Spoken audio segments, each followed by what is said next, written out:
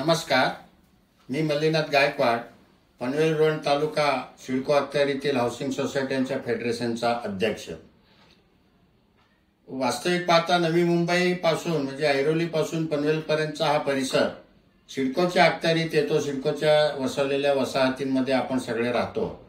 तर अनेक सरकार खात्यामधील अनेक व्हिडिओ समोर येतात। हाऊसिंग सोसायट्या संबंधीची माहिती देण्यासाठी अनेक तज्ञ लोकांचे यूट्यूब चॅनल आहेत, परंतु सिडकोच्या वसाहतींमध्ये राहणाऱ्या एवढ्या मोठ्या भागामध्ये नुसतंच नवीन पनवेल म्हणजे नाही तर पनवेल मी म्हटल्यासारखं ऐरोली पासून सगळा भाग आहे आणि उलव्यापर्यंतचा भाग आहे, करंजाडे उलवा। तर इथील रहिवाशांना सोसायटीचे संबंधित नियम देणारे मी म्हटल्यासारखं अनेक जण आहेत, परंतु त्या रिलेटेड त्याच्याशी संबंधित सिडकोचे जे नियम आहेत, अटी व शर्ती आहेत किंवा त्यांच्या काही अटी व शर्तींचं पालन करून हाऊसिंग सोसायट्या कशा केल्या जातात, मग त्यांचे इतर नियम काय आहेत, जेव्हा फ्लॅट एखादा विकला जातो, एखादी सदनिका गाळा तेव्हा काय आहेत, या संबंधी अनेकांना माहिती नसते। तर या संबंधीचे गेले 25 वर्ष मी कन्सल्टंट म्हणून या भागात सिडकोच्या अखत्यारीत काम करत असताना जे अनुभव आलेले आहेत किंवा जे सिडकोचे नियम अटी व शर्ती याच्या संबंधी माहिती देण्यासाठी लोकांसाठी एक यूट्यूब चॅनल सुरू करावं अशी अनेक दिवसापासूनची सुप्त इच्छा होती। ती आज आपल्या सर्वांच्या आग्रहाखातर मी सुरू करत आहे। आपण सर्वांनी या माझ्या यूट्यूब चॅनलला लाईक व सबस्क्राईब करावं। आपल्या काही सूचना व प्रश्न असतील तर कमेंट बॉक्समध्ये जाऊन आपण विचारावं अशी सुरुवातीला मी विनंती करीत आहे। आता सुरुवातीला सिडको संबंधातले नियम किंवा सिडको विषयी मी म्हटलं माहिती ही आपल्याला द्यायची आहे, तर त्याची पार्श्वभूमी सुद्धा मला पहिल्यांदा सुरुवातीला सांगायला लागेल। जेव्हा सिडको नवी मुंबई वसवण्यासाठी महाराष्ट्र शासनानं सिडकोची निर्मिती केली, सिडको हे महाराष्ट्र सरकारच्या अखत्यारीत असणारं एक महामंडळ आहे।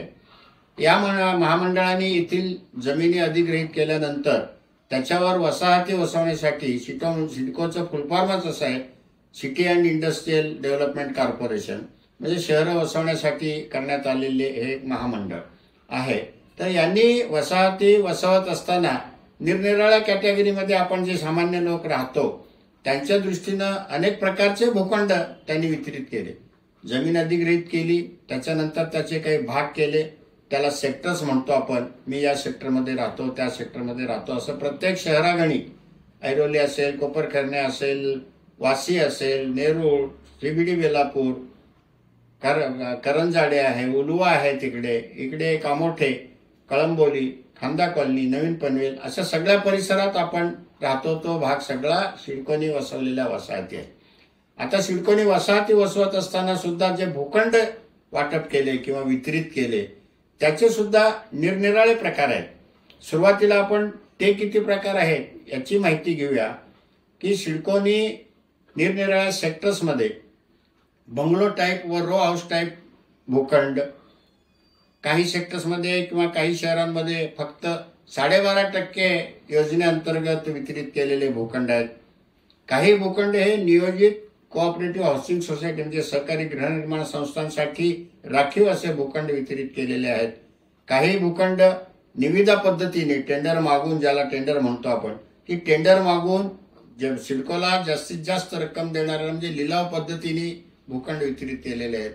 या व्यतिरिक्त BUDP अंतर्गत काही योजना म्हणजे जागतिक बँकेने कर्ज देऊन सामान्य लोकांसाठी वसवलेली वसाहती BUDP आहेत। आणि या व्यतिरिक्त सुरुवातीला सिडकोने जेव्हा शहरी वसाहत वसवायला सुरुवात केली त्यावेळेला कमी उत्पन्न गट, मध्यम उत्पन्न गट आणि उच्च उत्पन्न गट म्हणजे LIG, MIG आणि HIG, higher income group, middle income group आणि लोअर इन्कम ग्रुप अशा कॅटेगरीच्या लोकांना घरं घेता यावीत म्हणून स्वतः सिडकोनी काही वसाहती निर्माण केल्या। त्याला उदाहरणार्थ पनवेलमध्ये PL5, P6 वगैरे, P, मग कळंबोलीमध्ये KL अशा टाईपच्या ज्या इमारती सिडकोनी स्वतः बांधून त्यातल्या सदनिका या लॉटरी सिस्टमने वितरित केल्या। त्याचं देखील त्यावेळेला त्यांनी अपार्टमेंट बनवले, परंतु आज त्याला 30 वर्षांहून अधिक काल झाल्यानंतर जेव्हा पुनर्विकासासंबंधी चर्चा होते त्यावेळेला त्यांचं रूपांतर गृहनिर्माण संस्थांमध्ये करावं किंवा केलं जावं आणि मग जे भाडेपट्ट्याने जे करार आहे तो संस्थेच्या नावाने हस्तांतरित केल्यानंतर जावं, अशा निरनिराळ्या प्रकारच्या 6 या आता मी सांगितलेल्या पद्धतीचे भूखंड त्यांनी वितरित केलेले आहेत. नुसते भूखंड वितरित केले नाही, प्रत्येक भूखंडावरील जी सदनिका आहे किंवा गाळा आहे त्यातले त्यांनी नियम बनवलेले आहेत. तर हळूहळू आपण सगळी माहिती काही एका दिवसात किंवा एका एपिसोडमध्ये एका भागामध्ये आपल्याला देता येणार नाहीये. हे मी आता सांगितल्यासारखे 5-6 टाईपचे भूखंड त्यांनी वितरित केले.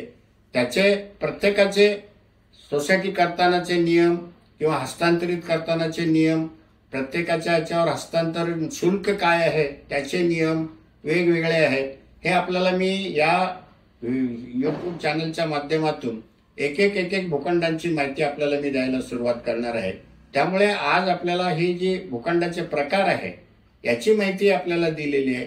आता याच्यानंतर आपल्याला एक भूखंडाचे विषय घेऊन, म्हणजे सुरुवातीला मी म्हटलं बंगलो टाईपचे भूखंड आहेत, तर त्याच्यासाठी बंगलो टाईपचे भूखंड म्हणजे काय, त्याची व्याख्या नक्की काय आहे, त्याच्यासाठी बनवलेले सिडकोचे नियम काय आहेत, त्याला बंगलो टाईप का म्हणतात, आणि त्याच्यावर वसवल्या गेलेल्या ज्या काही सदनिका आहेत, गाळे आहेत, त्यांच्यासाठी सोसायटी करताना, गृहनिर्माण संस्था करताना काय नियम आहेत, आणि त्याच्यानंतर त्यातील सदनिका किंवा गाळा हस्तांतरण म्हणजे विक्री झाल्यानंतर जो दुसरा ओनर तिथे येतो तर त्याला सोसायटीचं, हाऊसिंग सोसायटीचं सदस्य करण्यासाठीचे काय नियम आहेत, मग हस्तांतरण शुल्क आहे का, असल्यास ते कशा पद्धतीने आहे, याची संबंधीची सगळी माहिती आपल्याला पुढील भागात मी देतो.